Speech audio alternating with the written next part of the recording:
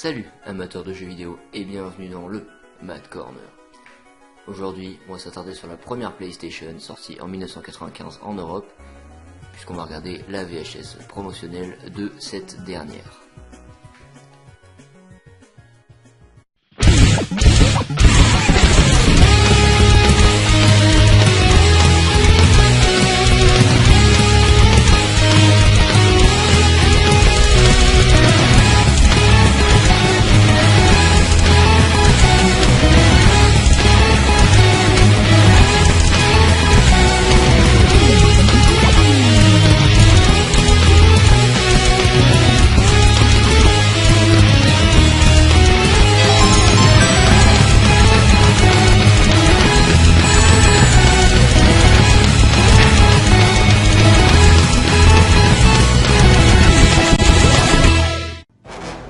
Vous entrez dans l'empire de la 3D en temps réel. Non.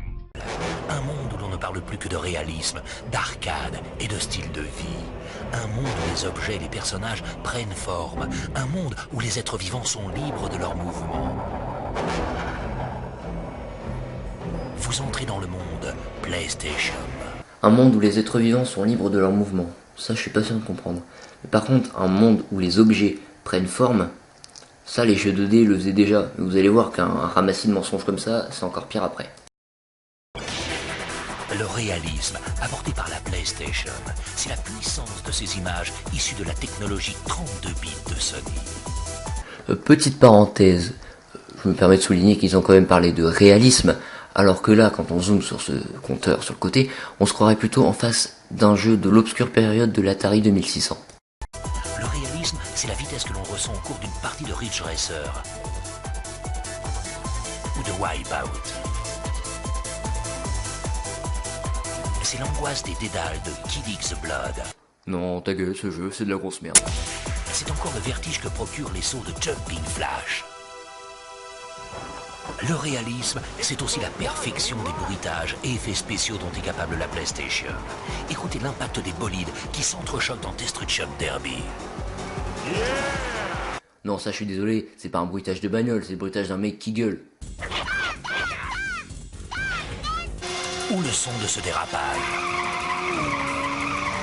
Le réalisme, c'est encore l'utilisation de la full motion vidéo dans Crazy Ivan. We go live to join the Russian super soldier they're calling Crazy Ivan. Commander Popovich. Yo, America! Cette avancée technologique spectaculaire est rendue possible grâce au support CD qu'utilisent tous les jeux PlayStation.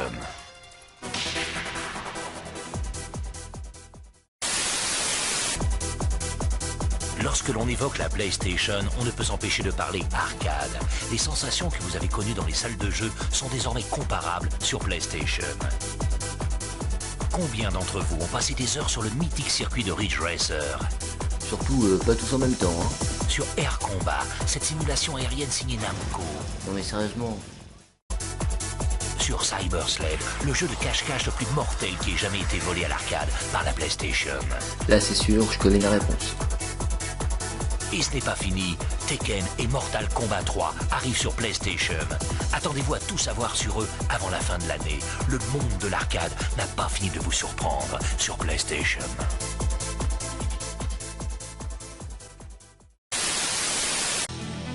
La PlayStation est un style de vie, une manière de s'exploser. De faire ce qu'on a envie au moment où l'on en a envie. De le dire tout haut et à tout le monde. La PlayStation veut vous mettre la tête à l'envers, vous remuer les tripes, révéler en vous un sentiment de puissance encore méconnu, des sensations vraies. Non, j'ai rien à ajouter.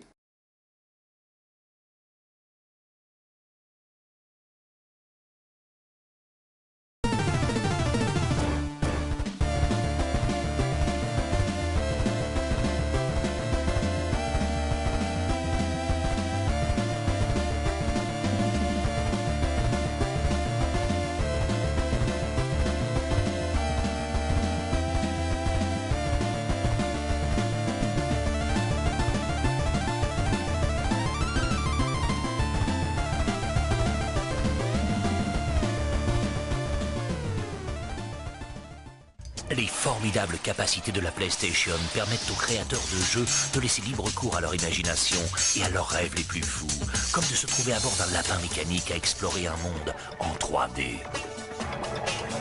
Jumping Flash en est la parfaite illustration. Il est le premier jeu de plateforme en 3D jamais créé sur console de jeux vidéo.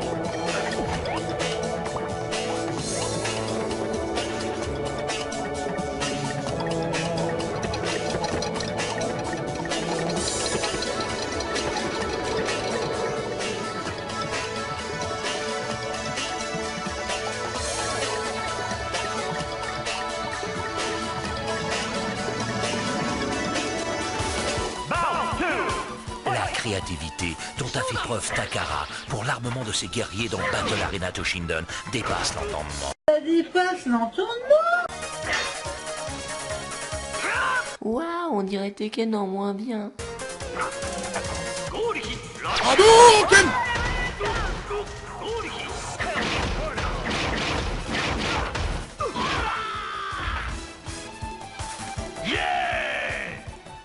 La richesse du scénario de Killing the Blood est digne des plus grands thrillers.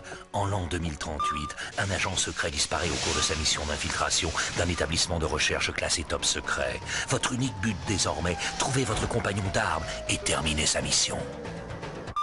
Les mecs, ils ont carrément oublié de mettre une musique. Et en plus, ils te mettent un vieux bruit de défibrillateur de merde. Non, l'ambiance là, elle est carrément niquée, je suis désolé, ça donne absolument pas envie de jouer au jeu. Oh putain, c'est quoi cette merde?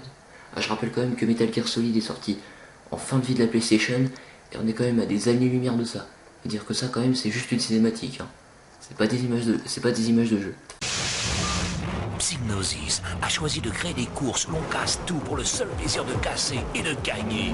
À vous de remporter le Destruction Derby.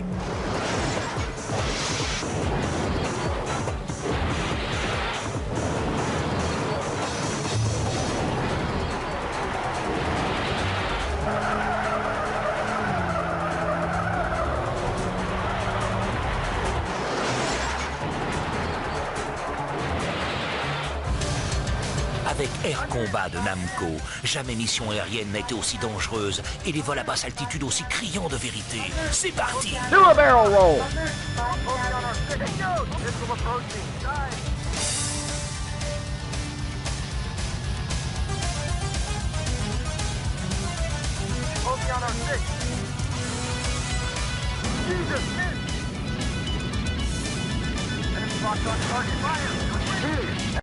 Attends, mais je rêve là quand même.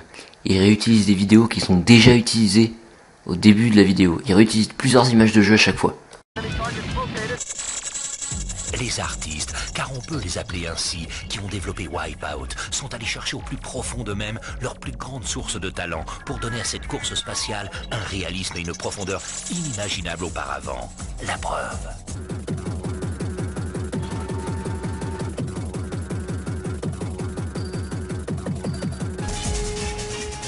Pour terminer, Quoi? Déjà? voyons ensemble un parcours sans faute de Ridge Racer.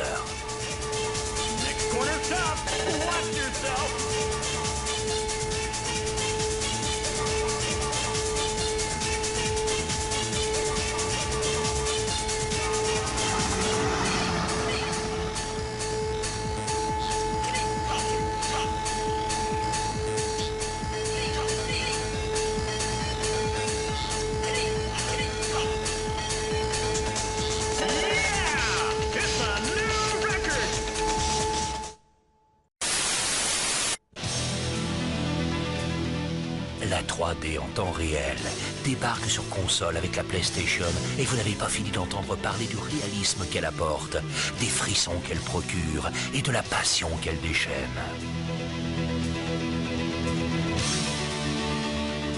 Au fait, quels sont vos jeux préférés, messieurs? Jumping Flash, mon jeu préféré sur PlayStation, c'est Ridge Racer. Et vous, monsieur de Sony? Mon jeu préféré doit être Tekken. Et si vous deviez résumer la PlayStation en une phrase? Les jeux les plus impressionnants.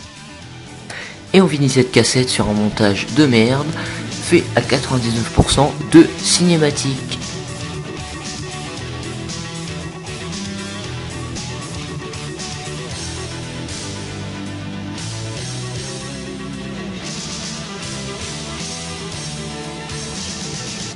La PlayStation est là, et pour longtemps.